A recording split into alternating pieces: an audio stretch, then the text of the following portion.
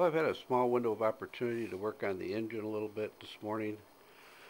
Um, I got the main bearings in place.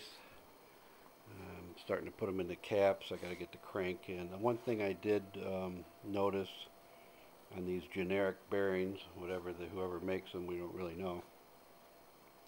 It's right on the edges here. They're a little scuffed up, and I don't know if you can see it or not, but I used my magnifying glass and a razor blade, and I cleaned up those edges. It looks like it's probably from shipping, so I got the little sharp edges off, so it lays in there nice. So the next step is going to be to get a little bit of lubrication on those bearings, and I'm going to drop the crank in, and then we're going to start plastic gauging the bearings, make sure that everything's the right clearance.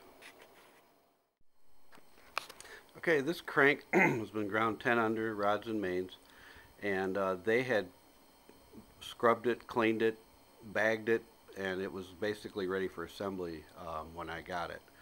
But what I've done, it's been so long since I got these parts back, even though it was oiled and bagged, once again I ran a little brush through all the oil galleys, and I used a can of brake clean. I went through the whole thing, washed it down, blew it dry, kind of gave it a good visual inspection, because there's always a chance something got damaged or whatever. So it's clean and dry, and it's ready to go in. Okay, we got all the bearings in, we've got the assembly lube in, we've got the crankshaft clean. We're going to go ahead and drop it in.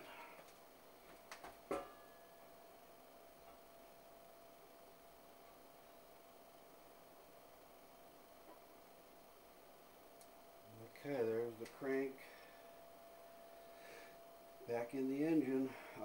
Next step is to get the plastic gauge out, and we'll see what our clearances are. Okay, I just pulled all the caps off after running the plastic gauge in there, and they're all running about 1.5 thousandths.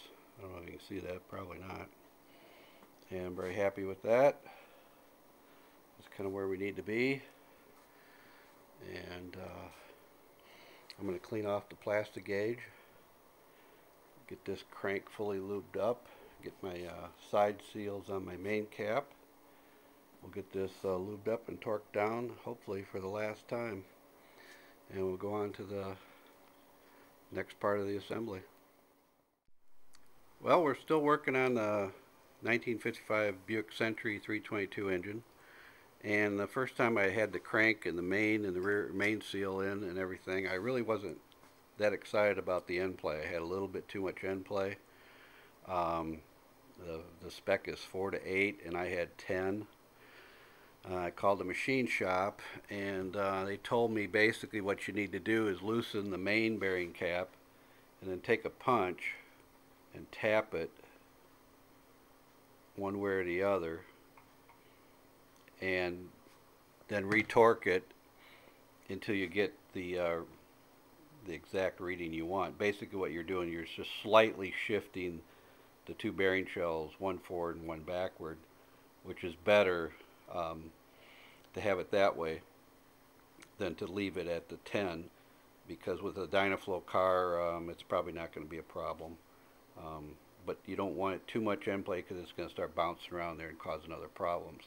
So I was able to get this thing pretty much where I wanted it. Let's see. I don't know if you can see that or not. I'm running about 5 thousandths, and that's close enough for me. Well, the moment of truth. I've got the seals in, side seals in. All the bearings have been checked with plastic gauge. They've all been lubricated with some pre-assembly lube from Clevite. And everything's been torqued to 110 foot-pounds. And everything turns over real nice. I've got the proper end play, and The next step would be to start putting some rods and pistons in and checking my piston height and make sure that they're not going to hit the cylinder heads. So that will be the next step.